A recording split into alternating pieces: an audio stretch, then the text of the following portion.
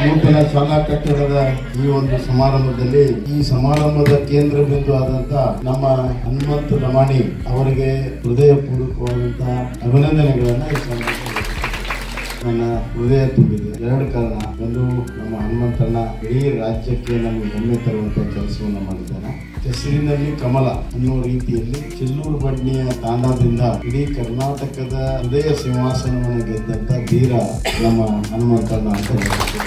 ಯಾವುದೇ ಸಂಗೀತದ ಹಿನ್ನೆಲೆ ಇಲ್ಲದಿದ್ರು ಕೂಡ, ಯಾವುದೇ ಪಾಠವನ್ನು ಕಲಿದಿದ್ರು ಕೂಡ ಸಂಗೀತರ ದಿಗ್ಗಜರ ಎದುರುಗಡೆ ಸಂಗೀತ ಪಾಂಡಿತ್ಯದ ಜೊತೆಗೆ ಸ್ಪರ್ಧೆಯನ್ನ ಮಾಡಿ ಇವತ್ತು ಅವನ್ನೆಲ್ಲರನ್ನು ಹಿಂದಕ್ಕೆ ಹಾಕಿ ದ್ವಿತೀಯ ಸ್ಥಾನದಲ್ಲಿ ಹೆಮ್ಮೆಯಿಂದ ನಿಂತಿದ್ದಾನೆ. ಅವನಿಗೆ ಸಂಗೀತ ಎಲ್ಲರೂ ಕಂಠದಿಂದ ಹಾಡಿದ್ರೆ ಅವನು ಸಂಗೀತ ಹೃದಯದಿಂದ ಬರ್ತಿತ್ತು. ಹೀಗಾಗಿ ಜನರ ಹೃದಯವನ್ನ ಮುಟ್ಟಿದೆ ಅಂತ ಅನ್ಸುತ್ತೆ. ನಮ್ಮನ್ನು ಬಹಳ ಕಲ್ತ್ರನ ಸಮಸ್ಯೆ ಆಗ್ತೈತಿ. ನಾವು ಸರಳತೆಯಿಂದ ಎಷ್ಟು ಸರಳವಾಗಿರ್ತೀವೋ ಬದುಕು ಅಷ್ಟೇ ಸುಂದರವಾಗಿರ್ತದೆ. ಹನುಮಂತಣ್ಣ ನೋಡ್ರಿ, ಅದ ಲುಂಗಿ ಅದ ಅಂಗಿ, ಅದನ್ನ ಬಿಟ್ರೆ ಏನಿಲ್ಲ. ಬಹಳ ಜನ ಇಲ್ಲಿಂದ ಲುಂಗಿ ಹಾಕೊಂಡು ಆ ಕಡೆಯಿಂದ ಸೂಟ್ ಹಾಕೊಂಡು ಬರೋರು ನಾವು ನೋಡ್ತೀವಿ. ಕಾವೇರಿ ನೀರು 6 ತಿಂಗಳು ಕುಡಿದ್ರು ಕೂಡ ನಮ್ಮ ಚಿಲ್ಲೂರು ಬಡ್ಡಿ ಬೋರಿನ ನೀರು ನಾವು ಮರ್ತಿಲ್ಲ ಅಂತ ನನಗೆ ಅನಿಸ್ತದೆ.